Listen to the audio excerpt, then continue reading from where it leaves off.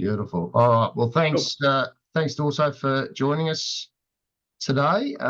Just going to run through the Elite Minds program, specifically the online program, and how that works, what we are trying to achieve by providing the program, the reasons for it, and the benefits of the program. So I'm just going to share the screen. Mm-hmm.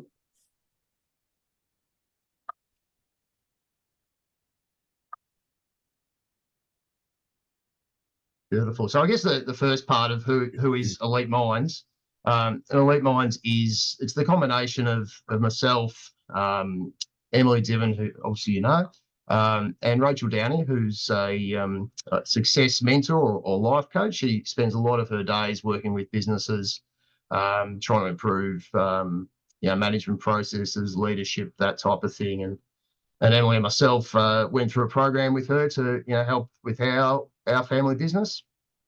And in doing so, we came across some of the material and just felt very strongly that this content needed to be accessible for the youth. And from what we had seen and talking to other people, there just wasn't much in this space at all. So we came together and said, we believe there's something here that young people can benefit from.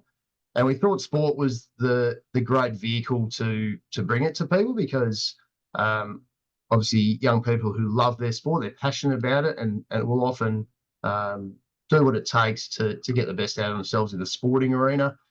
So we want to get sporting outcomes, but we believe that we can benefit those athletes and those people outside of their sport as well. So in some ways, it's a vehicle to make an impact on young people through sport in order to help with school, family, relationships, all sorts of things. So that's the goal. So what we see in many young people, and I'm sure you probably connect with a few of these points as well. In young people, they're avoiding challenges, quite fearful of failure or letting someone down or worrying about what other people think, so they don't sort of get out there and do what they can do best. They're holding back to some extent, not performing in their natural instinctive state. So from a sporting context, obviously when we get out there, we want to just let it all happen and play on instinct, get in the zone, and just play with that absolute freedom. And I think that's when the sport's fun, when you can get caught in your own mind thinking about what others are thinking or think stuff like that. Sport becomes a bit more stressful, and of course, we believe that sport should be about enjoyment. So, okay. Again, doubts about not being good enough. Some athletes, reluctant to try new things, and just that general self-doubt, expecting things to go wrong. It might be a big game against a stronger opposition, and a lot of focus on how good the others are, and perhaps not as much focus on how good they are themselves. So that's what we see. So through the program, our aim is to build confidence, build that self-belief, grow accountability. So that's around understanding that they are responsible for their, the outcomes that they get.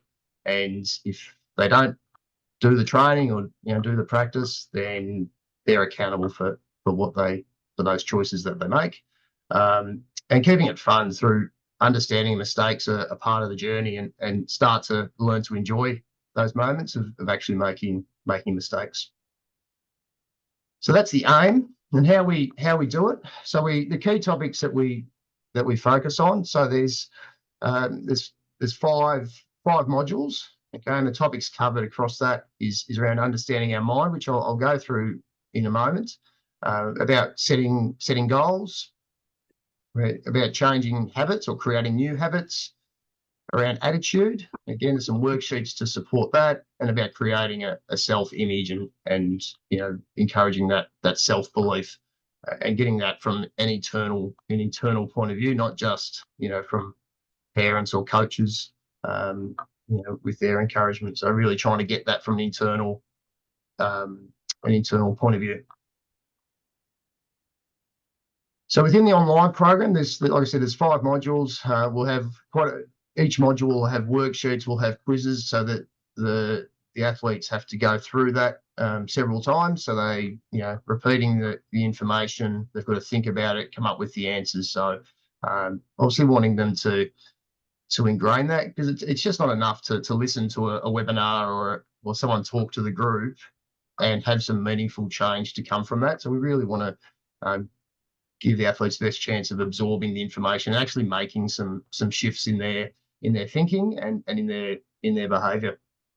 We'll do Q&A interactive Zoom sessions, so we'll conduct them every fortnight, encouraging obviously all the people that enrol to come in, the opportunity to talk about their experiences, and we'll share more information. We might have some guest speakers, that type of thing. So again, athletes can learn from those that have been very successful, what they do well, as well as their what they've found difficult. So.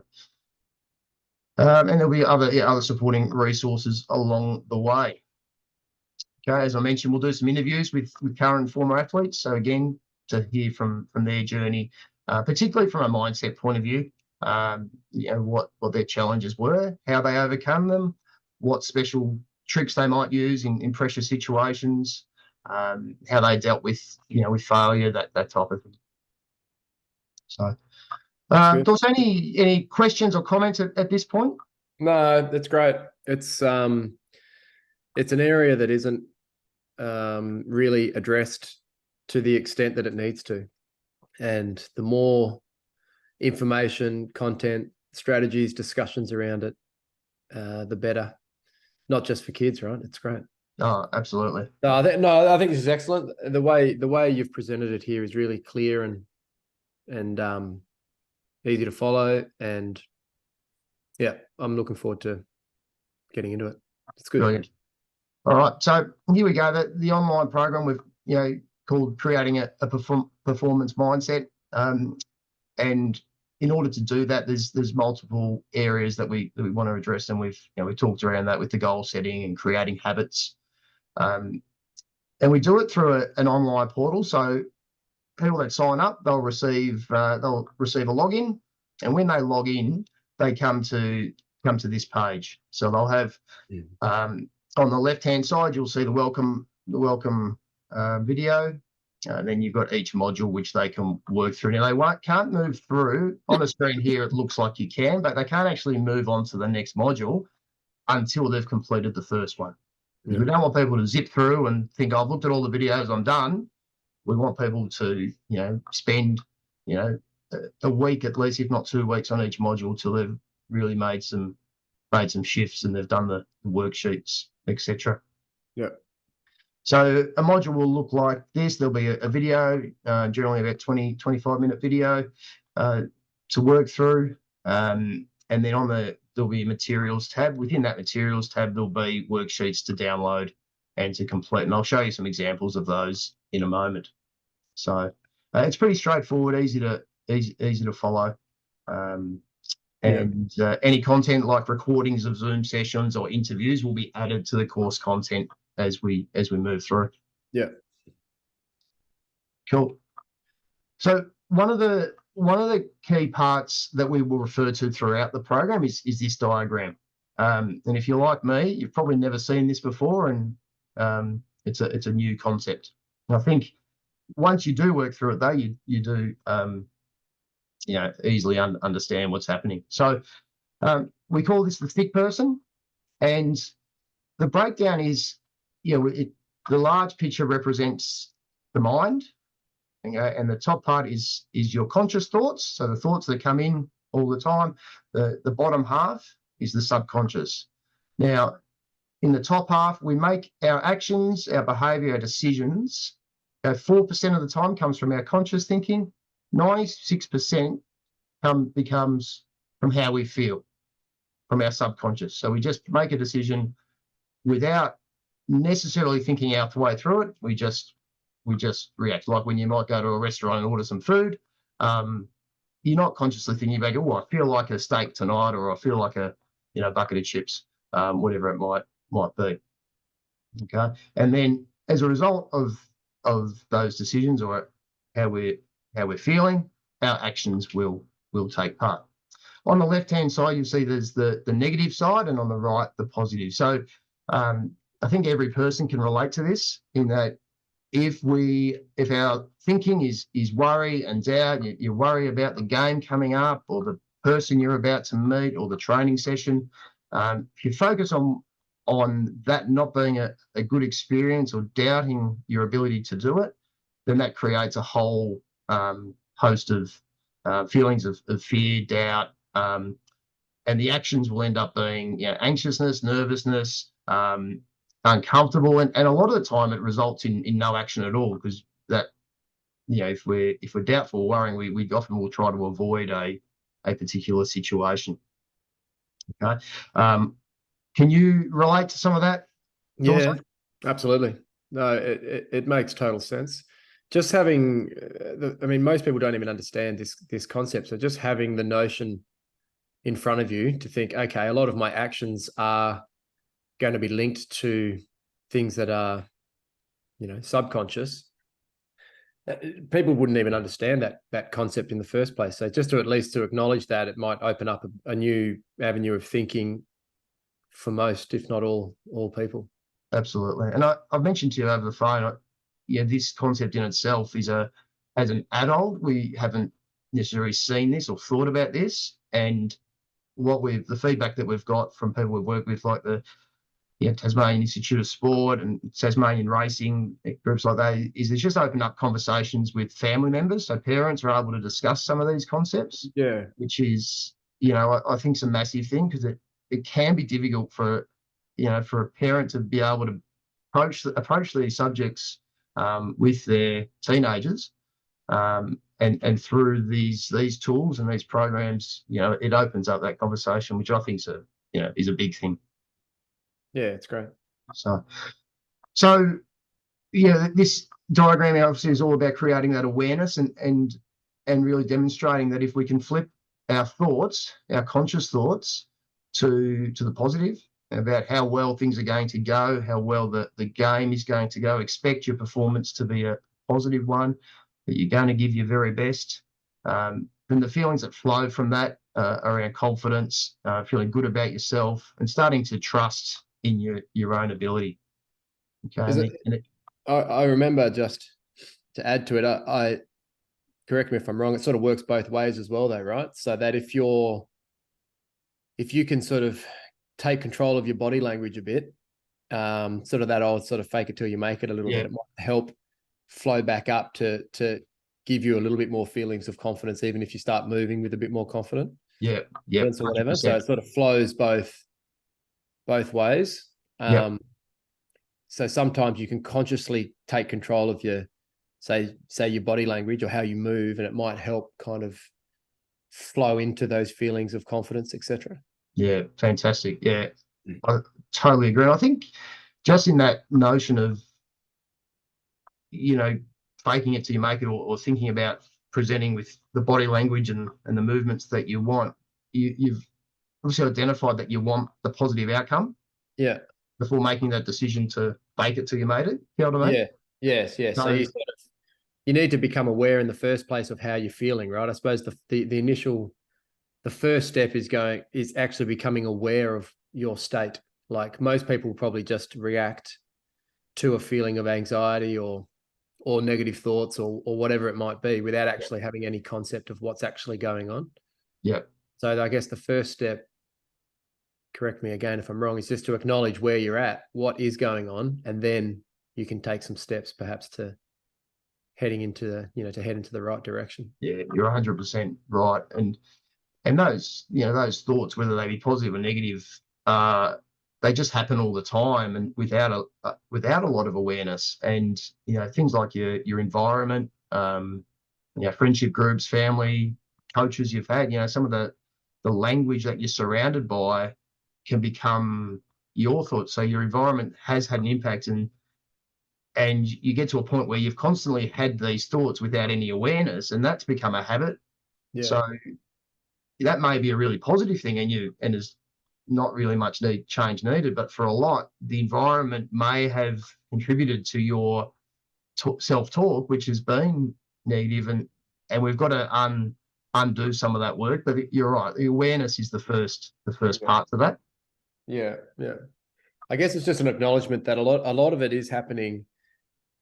A lot of these habits are forming from a young age without any sort of thought or input from us as individuals, or just through the mere environment that you're in. So it's not something to be critical of, but more just to be, okay, this is where I'm at, this is where I want to get to, and therefore, hopefully, with courses like this and awareness and education, you can start to put some steps in place to head to where you want to get to hopefully, first and foremost, make you feel more comfortable, confident, clear, as you said at the start, just to be able to enjoy whatever it is that you're doing, be it sport or relationships or whatever, study, life in general.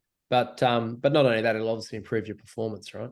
Because when we're playing, as you said at the start, when you're playing that kind of carefree, confident, in our sport, cricket, the results really flow. And I'm sure that's the same in all other pursuits, be it that flow state, be it in music or art or study or whatever it is. Yeah, 100%. Yeah. And it doesn't guarantee that the results will be amazing, but it certainly gives you the best chance of success. Yeah, absolutely. I mean, in a sporting context, you're competing with other people that are also trying to get into these states to perform at their best. So that's right. You may not get the exact outcome, but at least you're in the best position mentally, hopefully physically, to give your best performance. And that's all you can do. And then you can be totally comfortable as an individual with that, because you've put yourself in the best possible physical, mental, emotional state to perform. And whether you perform or not is kind of irrelevant. You've done what you can, and now just go and play and enjoy it, and then reflect after the performance and go, okay, how did I go? What could I do better? Whatever, and so on and so on and so on. And you just keep moving forward. Yep. And that's kind of a metaphor for life, really, isn't it? Whatever it is, you just got to keep moving forward. There's time to reflect a little bit, but at some point you've got to take some action just to move forward, hopefully positively, to achieve the next outcome. Yeah. And if you can continue to take that attitude into each training session, each game, all parts of your life, that becomes your habit, and again, you give yourself the best opportunity for success. So yeah, and it's also much more psychologically, what's the word? Like it's much easier psychologically to live a life with that kind of nurturing kind of mindset, where you're moving forward positively, in a headspace that is, supportive, confident, and the like, because, the distress you can put yourself under from your own psychological inner chat and feelings of inadequacy or anxiety or whatever it might be. I mean, that's why people get, at the other end of the spectrum, depressed and have complications psychologically in their life. So in the big spectrum, as you said at the start, sport's a little mechanism through which we can kind of, it's like a little dummy game of life in some sense, where you can put these skills into practice in a sporting context, but then those skills apply across your whole life. I mean, I know that the skills that you and I have learned playing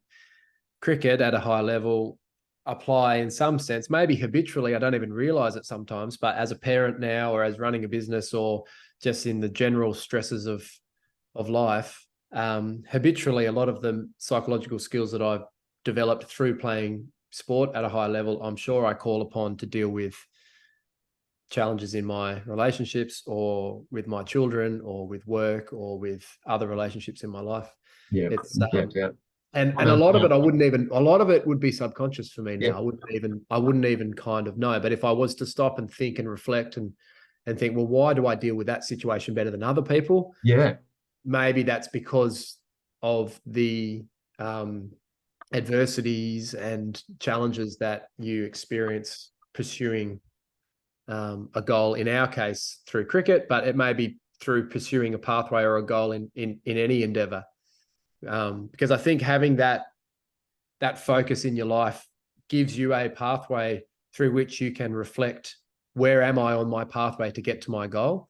And therefore you develop skills. If you're dipping down below off that pathway, you go, well, I've got to get back up. And that might be psychological skills, or that might be fitness, or that might be building better relationships, or whatever it might be. And if you're getting too sort of far ahead of yourself, then the skills that come into that conversation are, okay, I need to learn to be a little bit more humble. Am I getting a bit ahead of myself in a sense of arrogance, or am I, whatever it might be in any endeavor? But having that goal in your life puts you on a pathway from which you can see if you're deviating or not, and learning skills to get towards where you want to get to.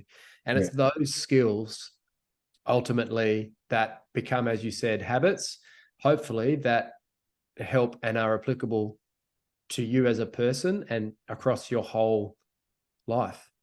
And that's kind of the whole point. Like philosophically, I think that's really what really excites me as a coach now. It's those skills that I get more excited about when our young players are learning those types of skills, because I know that's sort of setting them up to have a successful, hopefully enjoyable life. More so than, obviously it's great when kids score runs or take wickets, amazing.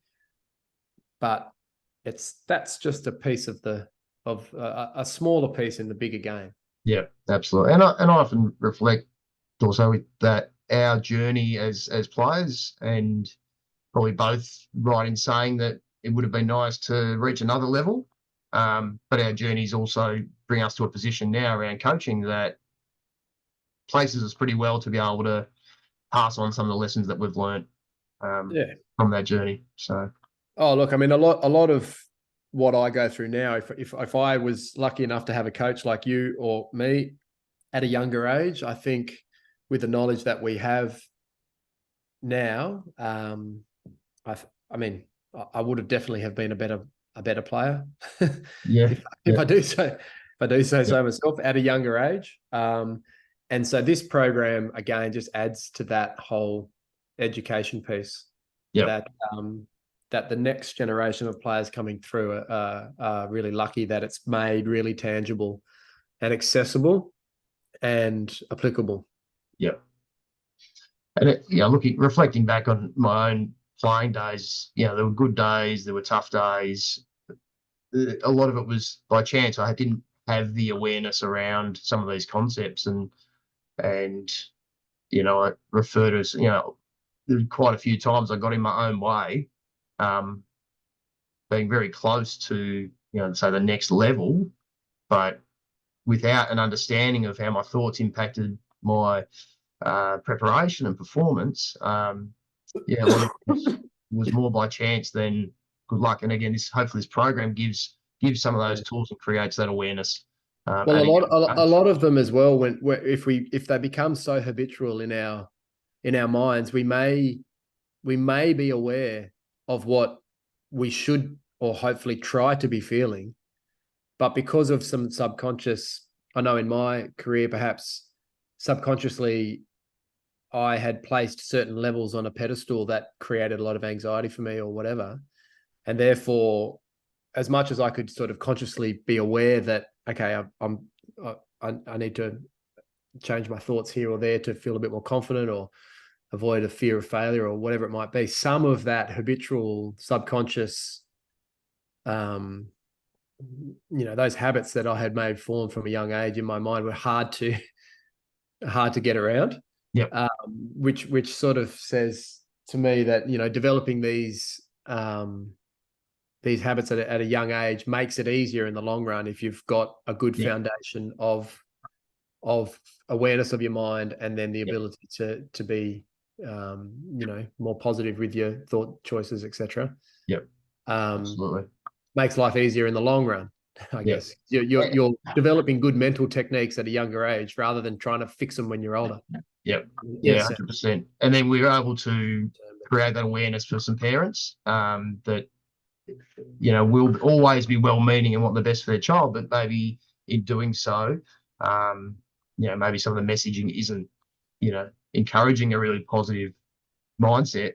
So by creating an awareness for parents, it gives that opportunity for them to reflect on what that home environment, how that supports their child too.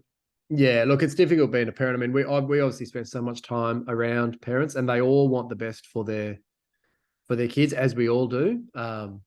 But there's a lot of subconscious things at play with parenting and sport, as we all know when we go to the sideline of any soccer or football or cricket match, and parents are emotionally invested into the game and their children. So yeah, as a parent, having some awareness of this is absolute gold, because I am in this space and I feel it myself a bit on the sidelines when my emotions. I mean, I'm pretty good. I keep it in check because I don't want to be, quote unquote, that parent. But I feel it, right? We all feel it in our guts when we're watching our children compete and play. And so there is a lot of subconscious love and care, and the things that you want for your children. It's real. And so having an awareness of something tangible like this would be gold for parents to kind of have a bit of self-awareness themselves as to what, to check themselves in some sense before they got to act as little coaches, not just parents, when it comes to their children's sporting endeavors, because otherwise, they may create environments that aren't conducive to enjoying the game and playing with freedom and all that sort of stuff. Yeah, absolutely. So, and it's been interesting, a number of parents who have sat by their child who have done this program have said they've actually, set their own goals as a result. They've, self-reflected and gone, actually, I need to have some goals for me to, give me the direction and purpose that I want too. So, well, that helps as well, because it sort of stops the parent from living vicariously through the successes of their children. They've got to let them be their own little boy or girl as they go on their own journey, and the parents are there to support, not to, it's not their success. It's not the parents' success. You can't do it for them. You can want it, but they've got to do it themselves and create their own destiny. So, the last one I just wanted to run through with you is just our attitude worksheet. Yeah. So, and probably the easiest way of doing this is just to provide a quick example around an athlete that I used to work with, and they had a goal of playing cricket for Tasmania, but they didn't. I would never see them do any fitness work, and they were around 18 years old. And obviously, at 18, you want to be pushing towards, representative squads and all that sort of thing. And he wasn't there, but he wasn't doing any fitness work to support it. And with a bit of digging, I was able to ask a few questions as to why. And these are some of the thoughts that were going on for him. So, I don't like to run. I don't really need to. It hurts because he hasn't done it.